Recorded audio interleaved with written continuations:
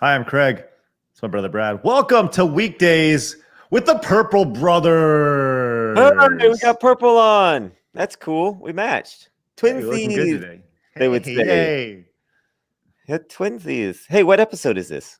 Episode 54, we made it. We made it to episode 54. I can't believe it. That's Mhm. that's an amazing accomplishment. That's right. I feel pretty good about this. Who would have thought just one episode ago when we said, I hope we make it to 54, that we would be here? The Yeah. gods have blessed us. Well, especially on the topic of the last episode where we're talking about me getting suspended. I mean, you Do know, we have any update on that? Have you I've received any I've word from Twitter? I've sent some messages to Twitter help, and I'm waiting to hear back at 24 to 48 hours. Mm. So we'll see what they say. And look, I'm gonna try to get that account back because there's no reason for that. Well, just I keep an eye out once again for those black vans in front of your car that have the blacked out Oh, the black vans in front of my windows. house. Yeah, That's the right. fake ice cream trucks or the Mhm. fake cable news guy. They, He's who on the has move. yeah, who has landline cable these days? Whatever. That's right. That's right. So the Yeah. special phone company and plumbing. That's right. It's like Yeah. double threat guy. Yeah. That reminds me of the weirdest store I've ever seen, and it's over by where you live. It was a store that was called Paintball and Shoe Repair. Do you Hmm. remember that? No. Oh man, it was right by where we grew up, and there's a store called Paintball and Shoe Repair. It's like the most weird thing I've ever seen in my life. Like It's two, like it's one of those things where you specialize in two things in your life. So yeah, why not just go in on yeah, both of them? You know? really. My dad taught me how to fix shoes, and geez, I just really love paintball. It's just paintball and shoe repair. I guess that's what the business is called. Has the shoe repair business, like the shoe repair business, it can't be thriving right now, right? I imagine it's doing okay in places like New York City, where there's a lot of business and business shoes walking around. See, Real leather shoes. okay, because that's where, I mean, you got to buy like a $500 pair of shoes Yeah, for it you to gotta make sense, right? oh, yeah, you gotta invest in the shoe. The shoe is supposed to be around for long. I see now, my shoe budget is about, I don't know, typically $25. Yeah, But right. Yeah, exactly, and exactly. I wear it until they give out everywhere. I wear them everywhere. I have one pair of shoes, typically. If I have two pairs, one's a flip-flop. and Right. I get tennis shoes. I wear them until they die out, and then I go. And man, if you ask me to spend more than $25 on an article of clothing, you're pushing it. You are pushing it. What? Yeah. Yeah. Mm-mm. My All right. budget for shirts is typically 10, 15 bucks. I will say, though, my favorite online shirt place, I like Mhm. to plug them a lot, 80stees.com. They're a little more pricey, but they got a good quality shirt. This shirt came from there. This is a Rokusaki's gym. He's lifting turtle shells. Is a Rokusaki Shredder? Is that his name? Yeah, Oh, he's on there. See? it's news to He's me. he's lifting weights and he's got Look, turtle shells on I there. love it. That's some good licensing right there. Yeah, it's good stuff. It It's fun stuff. reminds me Um, of the shirts we. Oh, excuse me. The shirts we did for Screw Attack a long time ago. We were gonna branch. We were gonna have that other brand called Everything Nerd, oh and yeah, I remember that. remember that. And we were gonna launch that brand, and we tested it out with 5 shirts, and they didn't sell super hot, but they were. I always liked those Were designs, the those the long ones that arms. I designed for you with the bear, the cyclone bear and stuff? Yeah. I Oh like yeah, those a lot. yeah, Yeah, those those are were really fun. good. I got some of those in my closet. They were good. They were good. Gotta Uh, love a good T-shirt. And in fact, hey, let's celebrate real quick. We have sold all of our first limited edition runs, celebrating 50 episodes of Weekdays with Craig and Brad. We have sold out. They're gone. If you missed it, you missed it. The sweet logo right there on the chest. Sorry, they're gone. You can't get one anymore. So, you you know, snooze, you lose, yep. Buster. Yep. So we'll see what happens on the next run of shirts, what we're going to do, where we'll be in time, but we'll let this week run out, and we'll have something new for you sometime soon, some other time, I'm right? excited for it, man. I'm ready to go. Persian Air in the chat, all the way from Australia, by the way. It's Wow, pretty awesome. Yeah, that's great fantastic. stuff. And look at that. Colin just gifted out 5 subs. Colin, thank you so much, man. Appreciate that. That's awesome. One, two, pick, and the Bat Who Laughs, and Jeremy's in the chat, and Hom Tanks also. Great legend. And the Real Go-To. That's awesome, man. That's great. Love those hats. Okay, so here we go.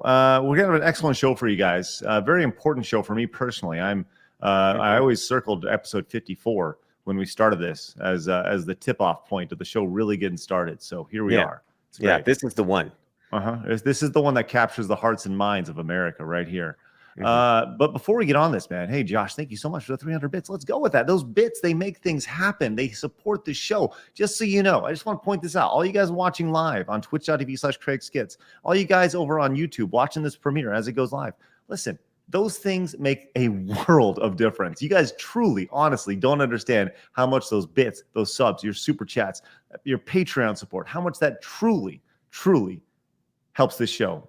Last month, this is with $50 of super chats. Last month, this show made $150. Wow.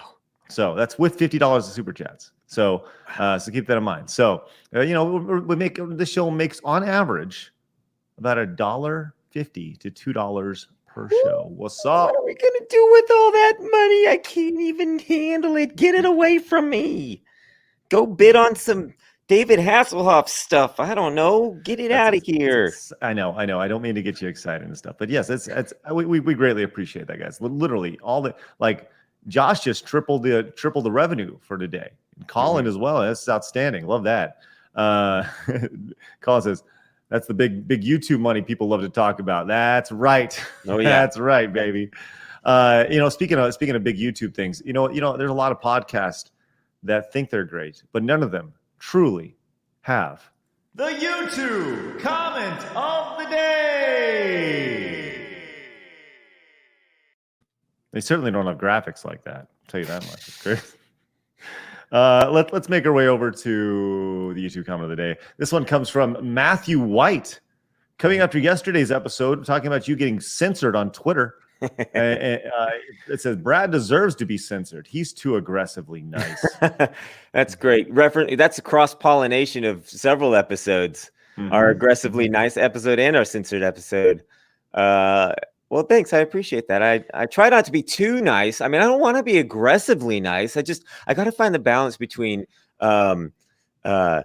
being just the right amount of nice and not too aggressively nice, because I don't want somebody to see me shoveling their front yard and clearing out their driveway of snow and then getting mad at me.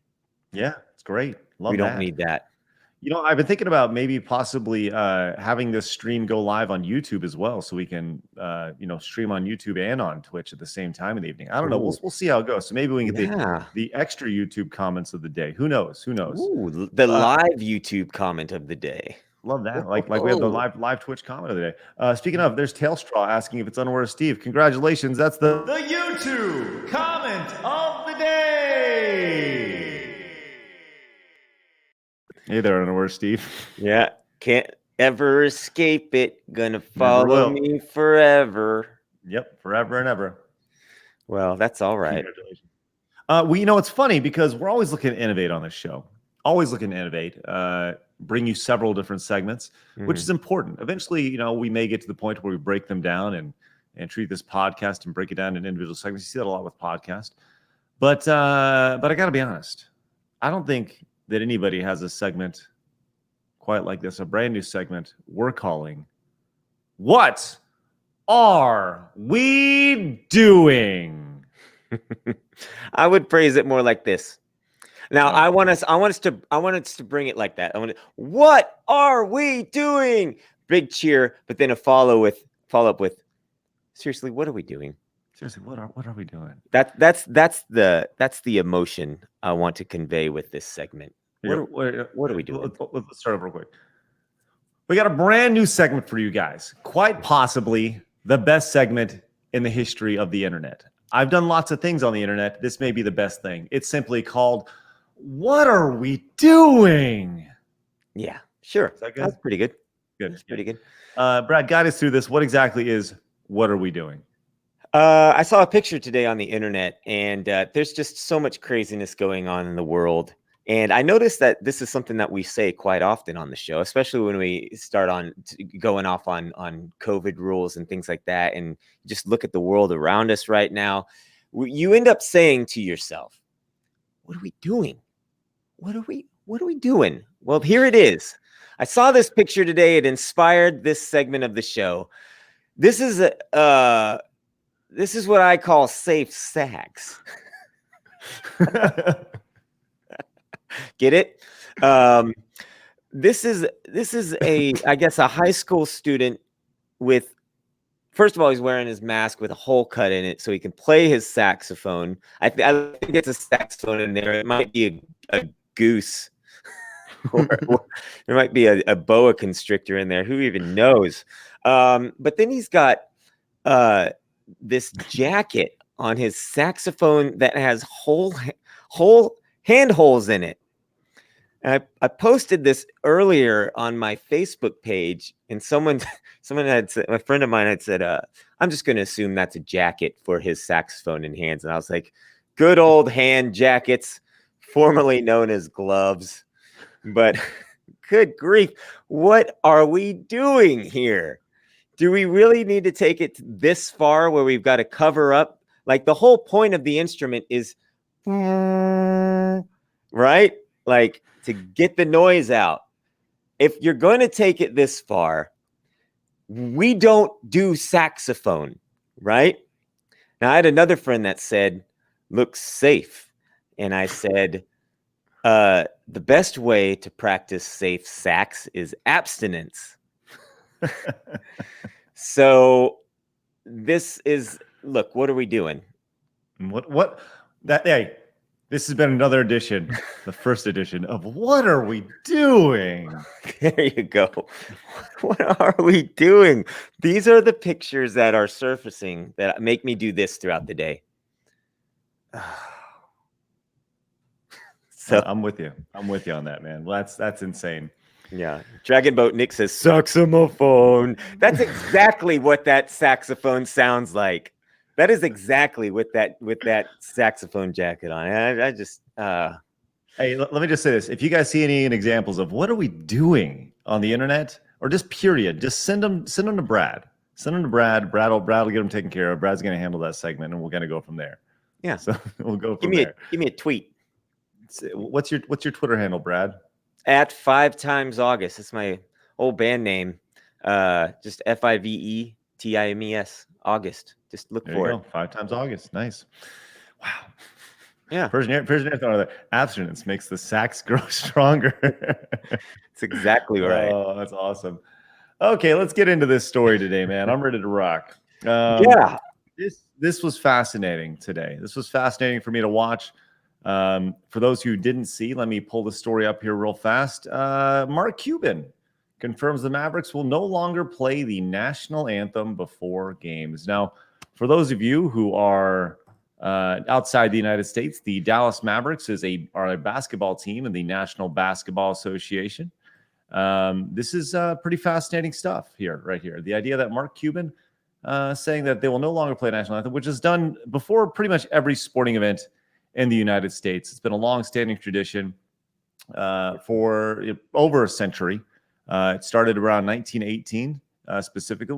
It started before that, but it really caught on around 1918 as a way to show patriotism and a way to bring people together in a time of divisiveness. Whenever people need to come together, the idea behind the national anthem was simply, let's bring people together, make them feel good, and be proud to be Americans. But Mark Cuban said no. Mark Cuban said they'll no longer play the national anthem. Now, it was fascinating to watch this throughout the day, as Mark Cuban said this. It was reported that that the national anthem was not played for the first 13 or so games. I think 13 or 14 games, preseason and regular season games, because nobody knew that the national anthem wasn't played because nobody was allowed at the games. So after the last game, they allowed 1,500 frontline workers in, and that was the first time it was noticed. And a reporter noticed it, and she asked about it. She said, "How come the national anthem wasn't played?" And he said, "Well, we just made the decision not to play it anymore." And this caused an uproar on the internet. It pretty much well, it was interesting to see, because some people were like, fine, good, I don't want the national anthem playing. Why do we do it anyways? And other people were like, hey, Mark Cuban, fuck off, right? So you saw a lot of that, and just the idea of this was incredibly divisive, right? Which is the exact opposite of what the national anthem is supposed to do. But throughout the day, after Cuban took on all the heat, and I'm sure he probably caught some heat from corporate sponsors, which we'll talk about here in a little bit. The NBA came out and said, tap the brakes there, Mark. Actually, all teams will be playing the national anthem as we welcome fans back into our arena with a long-standing league policy, right? So Cuban then had to backtrack after saying this. It was quite a fascinating thing. So he then went on, did some damage control, and appeared on ESPN's The Jump, right? So we're going to watch this segment of The Jump, which is their NBA themed show, where he was interviewed by Rachel Nichols. And I just want to take a few minutes and break down this segment as he went on the show to do damage control. It's about 2 minutes long. We'll space it out and we'll kind of go from there. But I found this fascinating. And let's just watch this. And I'm going to let Rachel Nichols, the interviewer, ask Mark Cuban questions. And I'm going to kind of stop and take a second to listen here. Okay. So hopefully you don't mind, Brad. Here you go.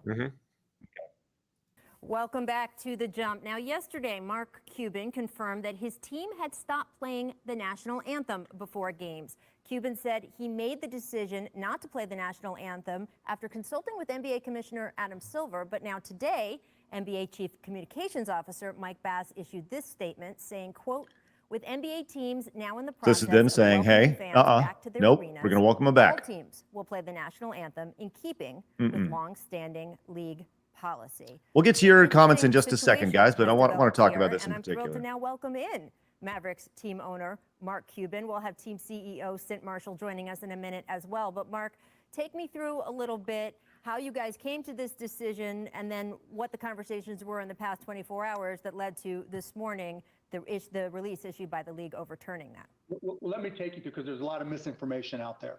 You hear this a lot. There's a lot of misinformation. Where's this misinformation coming from? The media. But the media literally went to him and asked him about this. And he then put this information out there. But now that it's out there, he's backtracking and saying, wait, that's misinformation. Sounds like misinformation is another term for fake news, isn't it? I feel like just another term. Yeah. First, we're always talking to our community. I mean, that's something Cint stands for and is very insistent upon. And is what does that mean? What is we are always talking with our community? Does that mean our fan base? Does that mean what does that mean? Does it mean you talk to people in downtown Dallas? Does it mean you talk to people like what does our community mean? I'm going to say it means whoever holds the stakes, whoever's investing in this, because they're not talking to the community. They're talking to the whole reason basketball is even in play right now, right, is because money needs to be made. So when they're talking to their community, they're talking to the people that want money to be made. Are they talking about their players? Like he doesn't have any clarity on this. He says our community several times in this, and there's zero clarity. A core part of who we are at the Dallas Mavericks. And in listening to the community, there were quite a few people that voiced their concerns, or really their fears that the national anthem and did not fully represent them. So he's speaking with people that their fears that the national anthem doesn't represent them.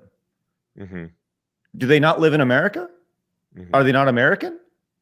Because the national anthem represents every single American, whether you like it or not. Yeah. And when you say there's a few people with fears, like a fear is not a, my children have fear of nightmares. That doesn't mean that it's an actual thing that's happening to them. Right. You know what I mean? Like that means there's a discussion to be had. Right. Let's talk about your fear and figure out, it doesn't just mean let's just protect you from the fear. It's a ambiguous feeling, if that makes sense. Voices were not being heard. And so we've had a lot of conversations about whether or not we should play the anthem. And so during the first preseason game, we decided to not play it and just see what the response was, knowing that we were going to have ongoing conversations about it. So they decided not to play the anthem at their first preseason game just to see. They just wanted to see what the discussion was. Here's the problem with that. There's nobody at the game to tell them no. It's not, they don't broadcast the national anthem on TV. It's not even talked about on TV. It's something for in the stadium, with the exception of major events, Super Bowl, World Series, NBA Finals. Major events get the national anthem broadcast on TV, except for when there's like somebody kneeling and such, right? When that's a big story, then it's broadcast because people are curious, right? But on a regular season NBA game, in a preseason game, there's nobody there to give any criticism. So of course nobody's not going to talk about it. Mark, you idiot. We didn't make any decision to never play the national anthem. That wasn't the case at all. We didn't cancel the national anthem. We still have a flag flying proud and up on the wall at the American Airlines Center. Bleeding heart. I'm so to proud. And you know, pray to it or salute to it or however, whatever their feelings are. I just want to, I don't know if anybody's ever prayed to the American flag. I mean, maybe I'm wrong. But do people actually pray to the American flag? Because that's what you said. I don't. Is he talking about basketball players specifically? I don't know. I guess whoever. I don't imagine that people would be praying to the flag, because that would be putting an idolship of the flag above, their God, if that makes sense. I don't know. And we, as the games went by, honestly, we kept on talking about what we were going to do at some point, but obviously it came to the head when it was reported that at one of our games that we hadn't played it. But the bottom line is we had always discussed the fact that we probably would end up playing it at some point, probably when fans came back, but there was never any final decision that had made that we would not play the anthem. And then what were the conversations? By the way, that's not what the record said. That's not what the article said earlier today, which once again came from Mark Cuban, the information saying that they had no plans to play the national anthem moving forward. That's what the original said. You had over the past 24 hours since it came into the news that you guys had not been playing it, since someone noticed, frankly, and started asking about it. What was the back and forth between you and the league office?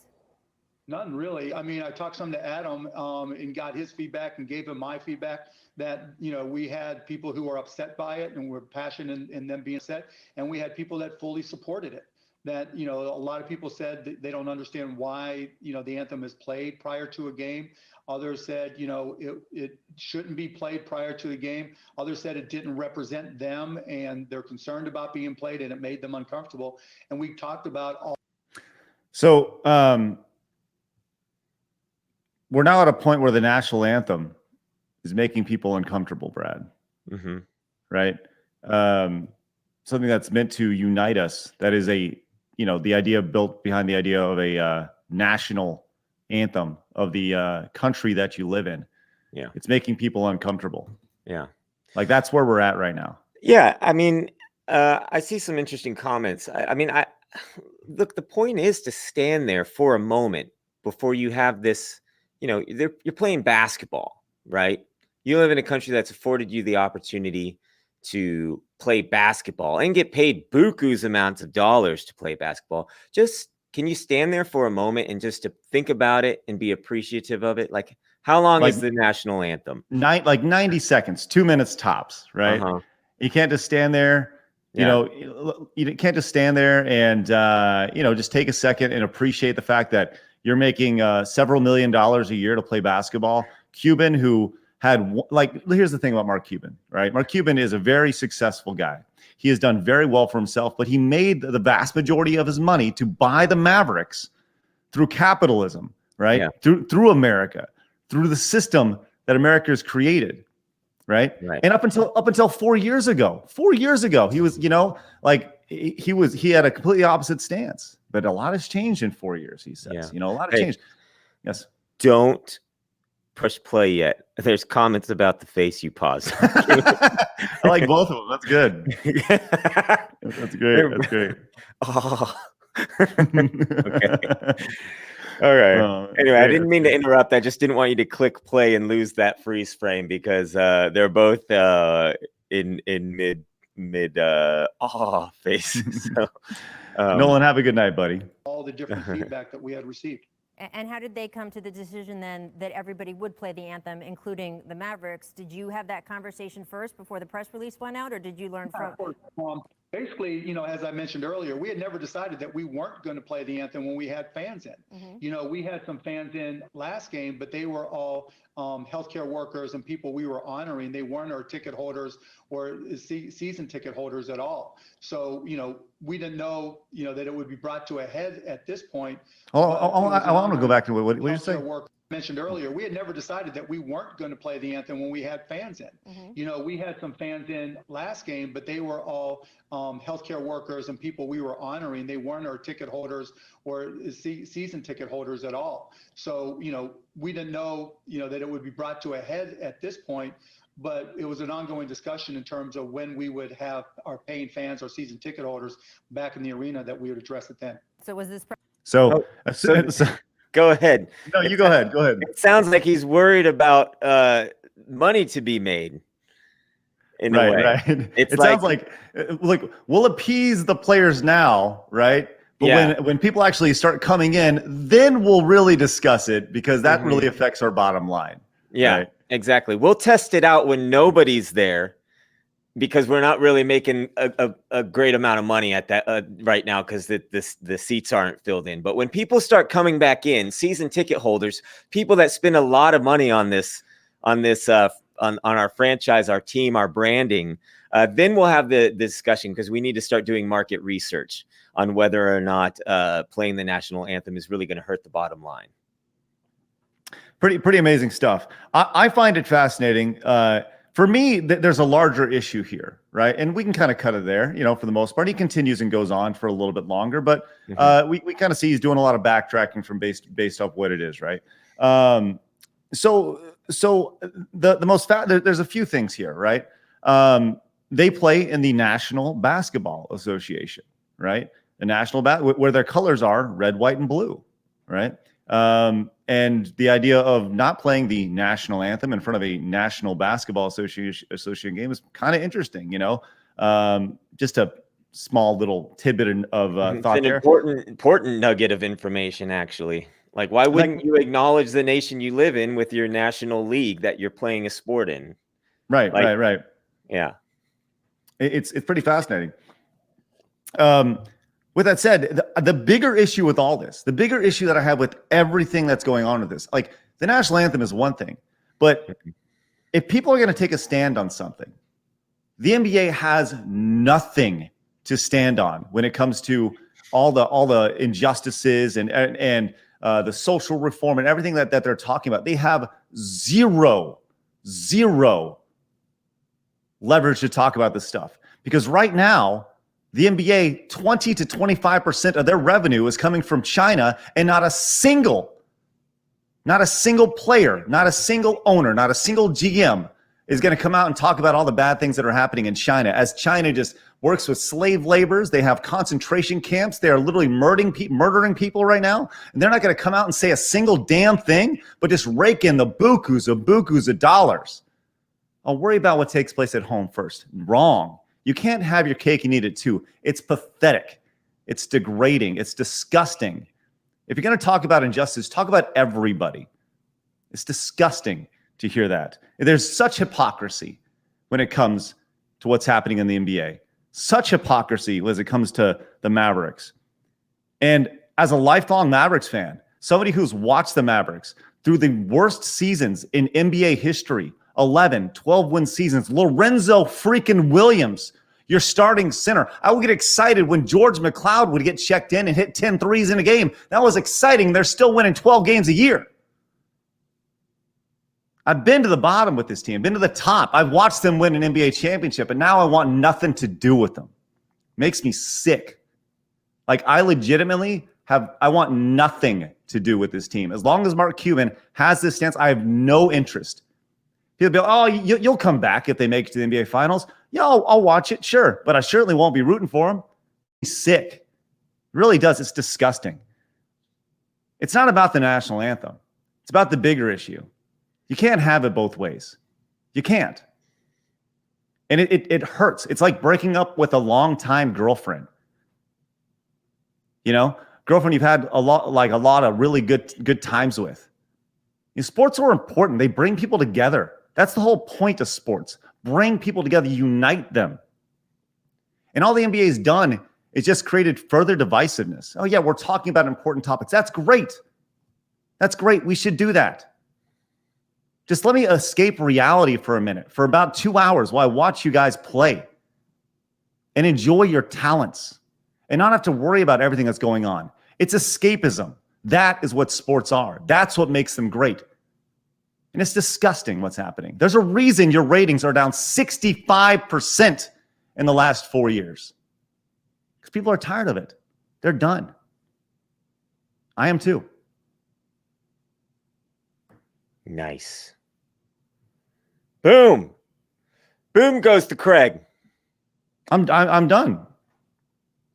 That's good stuff, Craig. You're right. I thought of you today. Antonin says, then don't watch. I, like millions of people who have left the NBA, are not going to. The Mavs had a game tonight. You know what I did? I removed them off my ESPN list. I'm not watching them. I'm not. I'm done. I have zero desire. You're right. If you don't like it, don't watch it. So I won't. These are not hollow words. These are not hollow words. This is. You know, I know I'm not alone in this. I know I'm not alone in this, right? But good luck filling the seats. Good luck paying LeBron James. Good luck paying Luka Doncic $44 million a year to play basketball when you can't fill the stands, when your ratings drop 65%. That $2 trillion TV deal, that ain't happening again. When your ratings are down 65%,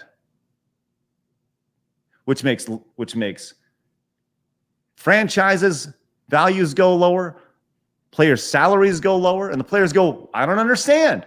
How come I'm not making $45 million a year? I don't understand it. Like, enjoy it now while you can, because it's gonna change. It's gonna change. You're right. If you don't like it, don't watch. I won't. Yeah, I've been watching literally my entire life, and I have zero problem not watching it. If you're gonna make me choose between America and the Mavericks, it's easy pick. it's good stuff, Craig. Yeah, I thought about you today when I saw this pop up. I thought, wow, I've known Craig my whole life.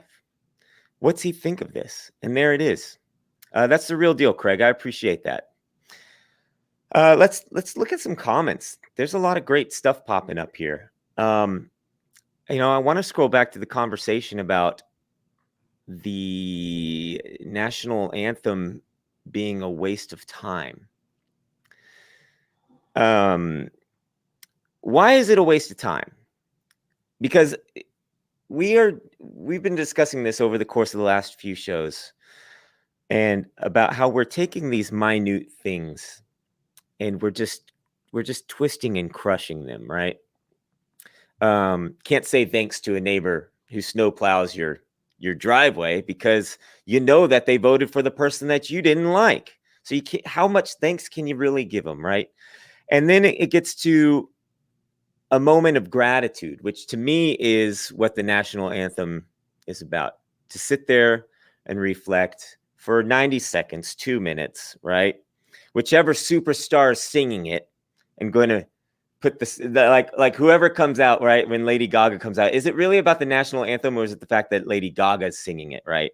And then it becomes all about them and how they sang it, right? And they sort of take the light away from the national anthem and put it on them. But it's a moment to sit there and go, Wow, I'm so grateful to be here, to get to do this, and I'm just going to go out there and do my best, right? Don't you need that moment before you go and play a game? Don't you need a moment of just of clarity before you get your head into, you know, a game? I think for me, the national anthem, even if I hear it at a high school football game, it's a time where I literally just sit there and I zone in and I just kind of take a second. I think about watching, it's funny, Antonym a little bit ago. Antonym it seems like he's pretty dug in on this. And that's great. That's great. And I value other opinions on this. But Antonym says, it didn't used to be played in baseball, the national game, until after World War I. But why was it played after World War I? It was played, the first time it was played in World War I was in the 1918 Chicago, New York World Series. 1918 World Series. And why was it played after World War I? To honor the people who fought in World War I, right? Then after that, it became a long-standing tradition, right? And you think about the national anthem. People, why do you even do it? Think about some of the most powerful times in sports. I think in when Whitney Houston in front of the Super Bowl, during Operation Desert Storm and Desert Shield, Whitney Houston comes out, sings one of the most outstanding national anthems ever, right? Literally, you can feel the country uniting through this. That is why the national anthem is important, especially today. And people, it's so fractured right now. The world is so fractured. People are getting upset about snow shovels. People are getting upset about everything, blaming everything on about everything, right? Yeah. And you're telling me we can't use a little unity? That's what the whole phrase right now. We're going to bring people together. We're going to bring people. Really? We're going to bring people together by dividing people? That makes a whole lot of sense. Makes a whole lot of sense. Yeah, let's go with it. Yeah, it's a preemptive agreement that no matter how heated, no matter what happens over the course of the game, you've got your team, I've got my team. We're going to be yelling at each other, but at the end of the game, we're still going to be together as Americans, right? Like you sort of go into it knowing. Now, if you remove that psychologically, it's not there throughout the game, right? It still has a psychological effect on you. That's the whole point. You're supposed to stand there, like you said, and reflect, appreciate. And then that does, you would think that would carry through the game subconsciously, right? So after the game, no matter who wins, no matter who loses, hey, why do we teach kids to do good game after the game, right? Because at the end of the day, it's just a game, right? At the end of the day, we're all just people. We're all just getting along. So that's an important reason to keep it going, in my opinion. Smart Light, real quick, has made a few comments in here talking about how the flag is a jingle, or the anthem is a jingle, and the flags are like, I didn't quite read it, but he says, does the EA Sports "It's in the Game" jingle mean the same to you as it did 20 years ago? What does that have to do with anything? I mean, I think at the end of the day, I don't see America as a brand that makes me video games. I see America as a place where you can go with nothing and turn it into something. I see tons of examples where you see immigrants coming in that literally, they don't speak the language. They come in with nothing, and all of a sudden they have a life. They have an opportunity to get away. All these people who complain about America have never lived anywhere else, never seen anything else. And it drives me crazy. America's not a brand. There are some people who make it a brand, but America's not a brand as a whole. It's a place where you can have where you can take nothing and turn it into something. That's the beauty of America. It's not about if it's in the game or not. Absolutely not. That's not something I pay $60 to play Madden with. It's crazy. What? Well, that's what commercialism has done. It has taken over you see commercialism in every facet. You see it in Christianity. You see it in patriotism. You do see it, but you have to be able to gut check yourself. You have to know that some things you can't really mess with to that degree, right? It's tough, you know. Here it is right here. Antonym says when staying out of the national anthem became political, it became divisive. If you remove the anthem, it removes a divisive moment. Right. I understand people want to make their state. You think of Kaepernick, you know, taking his knee, and then the NBA taking the knee with Black Lives Matter and stuff like that. Look, if you guys want to make your statements, that's fine. That's fine. I totally get it. Right. Let's just all take a 90 seconds to 2 minutes and actually be united in a time of divisiveness. I don't understand what the issue is with that. Yeah, okay, you take out the national anthem, it takes out the divisiveness. Okay, sounds good. Are we just gonna duck every single time that, you know, every single time things get a little hard, they get a little uncomfortable? Is that the idea?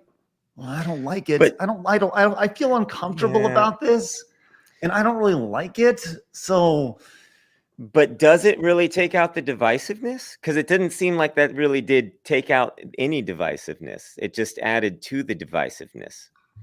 You know, it's because what you have there is a ratio problem, right? I would assume most people, and this is not scientific. I'm just assuming here, okay, everybody? I assume most people that go to any sporting event appreciate and stand there and like having the national anthem played before the game. You can usually tell that because by the end of the song, everybody cheers with a rip-roaring applause and is ready for the game, right? And that's the majority. And then you have a smaller group of people that don't want it, that find problems with it.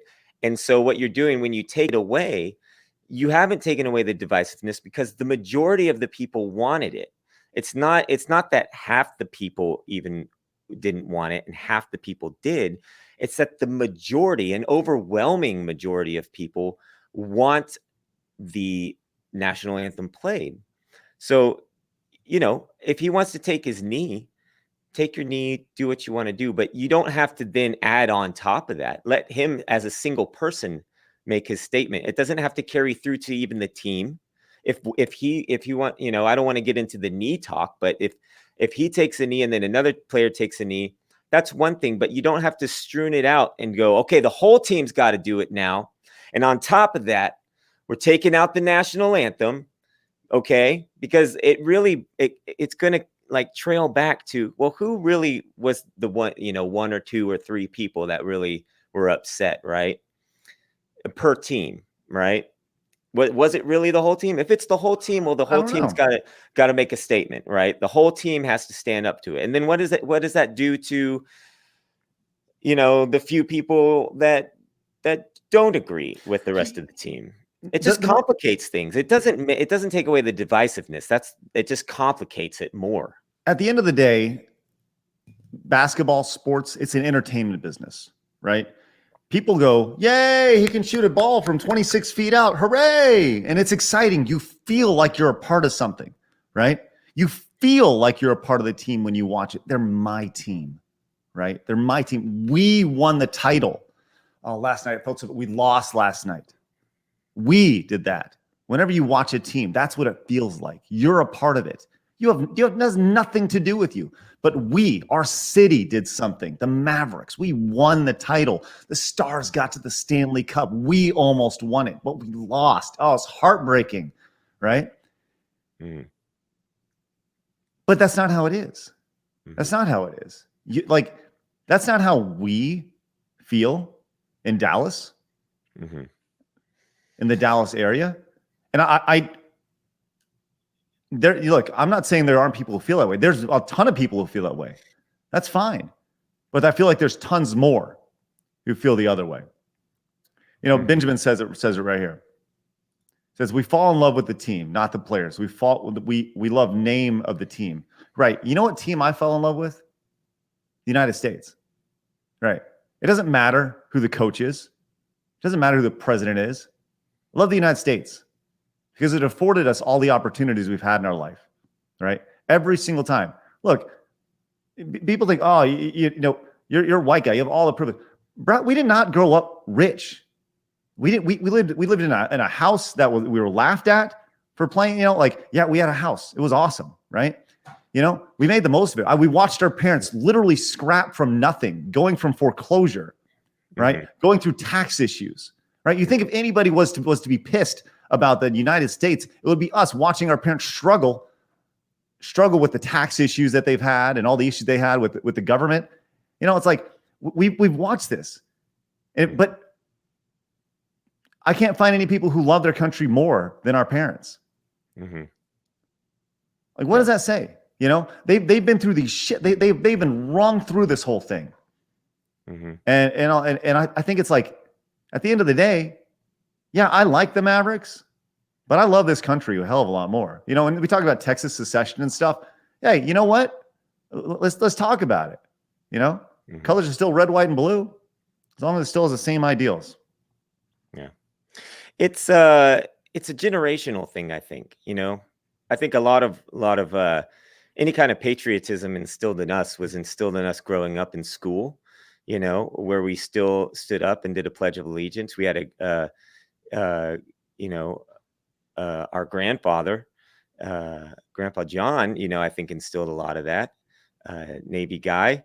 And, you know, you got people on one side that are going to say, it doesn't mean anything to me. And you have people on the other side that says, it means a whole hell of a lot to me. And for the people that say, well, look, it doesn't mean anything to me, that doesn't mean that it just needs to be removed. Find any one thing that means anything to you, and I'll tell you it means nothing. And you need to get rid of it out of your life. You're going to have a problem with that. Okay. It might not be anything American related. It might not be the American flag. It might not be something religious. It might just be, you know, your record collection right behind me. Well, music fills my soul with something, you know, it makes me, it saved my life. It means something to me. Okay. Well, you know, if you're going to go up to that person and say, look, music really has done a lot of damage to this country. If you look at rock and roll and what it did, and, you know, it's the devil's music, and, you know, start throwing out whatever your perspective is, then that person's going to then have a problem connecting with what your side of it is. You know, does that mean you need to remove that important thing from your life and nobody gets to appreciate it? Anyway, I digress. Chancho wants me to read this. Oh, there we go. Chancho says, please read this. Go to the outskirts of Mexico City, where my family is from. See real poverty. See real suffering. See a child whose only food is the food you bring them. My dad's side of family is from Syria. I have uncles and cousins with PhDs and are working as waiters and maids to flee their home country and get to be in the U.S. because there's more opportunity as a waiter in the USA than a Christian with a PhD in Syria. Right. Right.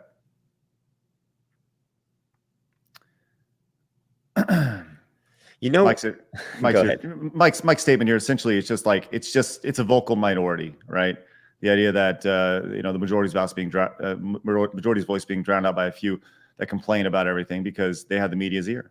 When you see these you know, right, for sure. Yeah. There you go. Carson says, Canada destroyed my culture and stole my land. It's hard to see it as a symbol of greatness. But they said sorry, though. Right. You know, I'm assuming, Chancho, are you a native Canadian? I guess, is that the proper term? In America, it's Native American. It used to be called Indians, right? But I'm assuming that's what you're speaking of, Chancho? I just need a little clarity here. So, yeah, I'm just looking for a little more. Yeah. You know, I think I mentioned this story a while back, but a few summers ago, I flew out to California, and I had been hired to come out for a engagement. They wanted me to come sing a song and surprise the girl, and her father, her whole family came out as a surprise engagement, and I performed, and it was a really lovely thing. And the fiance's dad was of Indian descent, and this was out in San Francisco, and he goes, he came to America, and he took me aside after the whole ordeal, and he was like, you will never understand how important America is to other countries and where I've come from. He's like, don't ever take that for granted.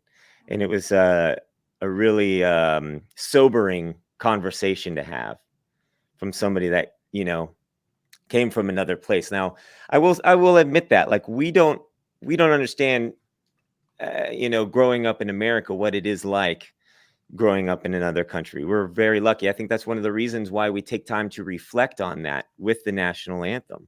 You know, I don't think there's anything wrong with having pride in where you grew up. It's part of who you are. You know, and that's what I feel like the attack is on. Like, now everything is like, oh, you grew up there. You know, Right. You need to take a look at yourself. You know, Right. you're part of the problem. We found problems with your history, and it's ingrained itself in you, and you don't even know it. I find it fascinating. You know, I don't know if I said this on a stream or not, or on a podcast or not, but like the idea of cancel culture, right? The idea of, you know, you see in San Francisco, you know, the idea of removing Abraham Lincoln and George Washington from school names, right? You know, tearing down statues. The idea of, you know, like, look,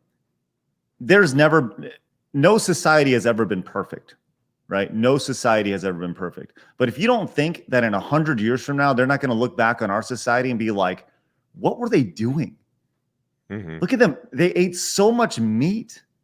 You know what? They polluted the earth with their cars. Cancel them, right? Mm-hmm.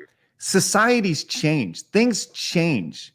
Mm-hmm. And if you look back 50 years, 100 years from now, you look at it and you go, that's barbaric. You look back at Rome. They fought to the death. For them, it was part of their culture. It's what they did. They went to the Colosseum and they fought lions. They fought each other. They killed each other. People went to watch people die. It was part of their culture. It's what happened. Should we cancel them? No, it's applauded. It was a part of their history, right? Wow. Think of this time. Think of this time that happened. So if you don't think that in 100, 200, 300 years, that people are going to look back on this time in history and be like, what barbaric fucking idiots. Let's just erase all of that, because it doesn't matter. It doesn't matter. Mm-hmm. Because they just ate way too much meat, or they didn't eat enough vegetables, right? Mm-hmm. You know, or they whatever, you know, pick whatever you want. People will do that. It's revisionist history. People will do that. And if you don't think that's not going to happen, you're an idiot. Mm-hmm. You live within the times that you have. Well, that's my question every day now in this world. I go, what are we trying to accomplish here? Perfectness? You know, like, we're not going to get there. We just got to all trek along and do the best we can with the knowledge that we got. But like, we're not going to achieve whatever it is we're after right now. I saw somebody saying earlier on the topic of masks, right? Like, if everybody had worn one, we wouldn't be in this situation. Well, not everybody was going to wear one, regardless of what you think, because you just can't get everybody everywhere to do a thing in this world. You just can't. And so, you know, we got to give up on this idea that we're crafting something that is going to be absolutely pristine and perfect and hold out for the remainder of all existence. That mindset is getting us into a lot of trouble every day. Ozzy Man says you have to take the good with the bad and decide if the good outweighs the bad. You're right. You do. You're right. 100%. You have to take the good with the bad. 100%. You take the good with the bad. And regardless of what people want to say, there's a lot of fucking good in the United States of America. Yeah. Sorry. Rock and roll. I love this conversation tonight, Craig. I feel the passion. I've been sort of trying to lay back because I feel like you should be wearing an American flag shirt. I should put an American flag flowing behind me. Absolutely. You deserve one of those paintings where you're holding the flag and you're riding like a big alligator and holding like you got a flag in one hand and then like a machine gun in the other. And it's just like, you know, Craig, the American. Right. Yeah. Damn right. Yeah, it's good. You know, it's funny because Nick says the article about San Francisco involved my high school, Abraham Lincoln High School. I was pissed when I found out. I was thinking the city has a lot of troubles, but school names is a priority, right? Think about how much money it's going to cost to do all the signage, repaint everything, get a new mascot, go through a firm to create logos. You know, all the stuff that goes into that stuff. And you're telling me you got like, what are we doing wasting our time with this? Like, do we not have this? This is a priority right now. This is a priority right now. We're gonna be upset because the president freed the slaves. Okay, sounds good. Sounds good. Yeah. Love it. Love it. Canteen Girl says the beauty and promise of America is being able to look at our history and seeing what we continue to do to get better. Our Constitution is a living document that can be amended. Hopefully, we just don't walk away from it all. Right. It's crazy. Yeah. Like you saw people calling for the idea of like removing the Constitution. It's like, well, we're just gonna get rid of it all. Yeah. And the funny thing is you can't erase that. You know, I've learned a lot about we've talked about how like, you know, I'm the archivist of our family. And so I've got all of our old videos and pictures. And when you watch those things and you reflect back on those times of your life, let's just scale it back, not even a country, just yourself. Don't you learn a lot just from reflecting on who you were, where you've been, the mistakes you've made? You know, like you can't, the dumb things you do in high school, you know, do you deserve to carry those with you the entire rest of your life until you're 60? And we get to hold that against you because of what you did back then. You know, I pulled some pranks when I was 18, you know, right. And, you know, I made some prank calls. I really got on some strangers' nerves, you know, whatever right. Dumb thing you want to pick. You know, am I that person now? No. Are you that person that you were 10, 15, 20 years ago? No. Of course not. So I'm just saying, you know, America isn't what we were 200 years ago, isn't what we were 100 years ago, 50 years ago. America isn't what America was 20 years ago. You could scale it up to last year. You know, this time last year, anything that you had said in February 2020, you can go back a little earlier. January 2020, you walk up, hey, listen, we're in for a crazy year. Everybody's going to be walking around wearing masks. Schools are going to be closed. You're going to see people in some crazy get-ups. We're going to have mass businesses closed. Somebody would have said, you're crazy. You are absolutely crazy. You're a conspiracy theorist. And then it all happened, right? Hindsight's 2020, right? Now, I don't want to get too much on COVID talk, but Dr. Fauci said at the beginning of this, hey, you don't need a mask. Well, he said that at the very beginning. Doesn't matter what we found out later. It's what he said back then. Do we hold that, you know, do we hold that as truth, right? Right. He changed. Real quick. Is he allowed to change, though? Spotlight says, I think it's hubris to assume in our sci-fi dramas that any country of today is around 500 years from now. That's interesting because here are countries that were around 500 years ago. Some of the most prominent countries in the world: Greece, China, Portugal, France, Armenia, Japan, Iran. You know, like these are all major countries that are around 5 years. They had the idea that thinking like that they're just not going to be around. They're going to be around. They may shift, they may change, but it's a larger conversation. But they're going to be around. Mm-hmm. Yeah, and what is still around of them, right? What is it? It's history, it's culture, it's created what that country is, right? And what makes the people. And you don't go there you're not going to the Colosseum to think about the brutality that happened, and hold it against the people who live there. You're going there to learn something, right? You're going there to learn about the culture and how it has parlayed itself into modern times over the 500 years or 1,000 years or whatever you want to say. Crazy.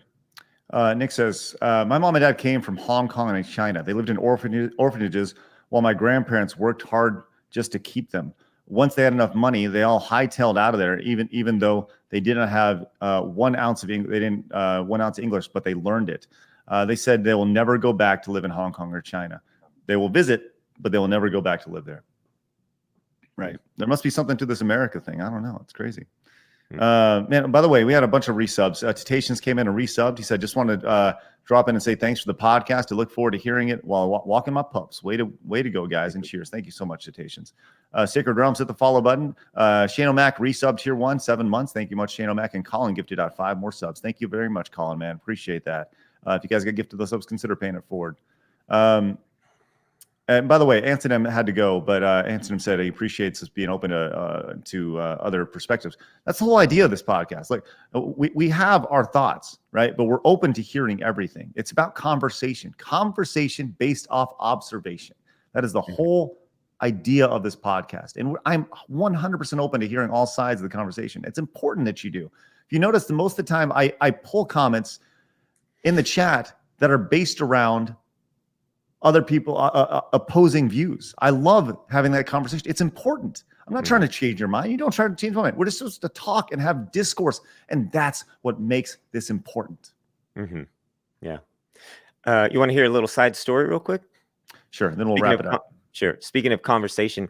So I had a girl write me on Facebook just today. And I've been getting a little bit more. I've been posting on my Facebook a little bit more recently than I have in a while, just with my own thoughts and perspectives on things. A lot of things that basically we talk about on the show, and I'll just sort of make comments to my friends and followers on there. And she sent me a message. She said that she didn't like my post. So essentially, what it came down to was she disagreed with what I was saying on Facebook, and she didn't like it, so she unfriended me, and she used to listen to my music. She threw out my CDs, she said. And so I said, I'm sorry that it happened that way. I understand if my humor is not up your alley, it's totally your call if you want to do that. I said that the most upsetting thing is that you didn't even try to talk to me first. You didn't even have a conversation with me. You shut the door before you even started the conversation. I said, I would have been happy to talk to you, about this. And, then she responded back. She says, well, I'd love to have a conversation. And so, it's interesting how it works out. We're so quick to shut each other down and shut each other out. That's what I love about this show. And what we're doing is, just have the conversation. Don't be afraid to have the talk. Don't try to make your statement and then run away. Right. Right. Hal says, imagine talking though. And Jetsman says, this is the most legitimate conversation I've heard about this topic today. Well, good, Jetsman. I'm glad. This goes back to my biggest example with all this is when I was leaving Game Attack, and I had several. I talked about that. I've never named their names. I'm not going to, because I don't want them to get dogpiled on. That's not how I want to do this. But I saw people dogpiling on me in their little group of rah, rah, rah, right.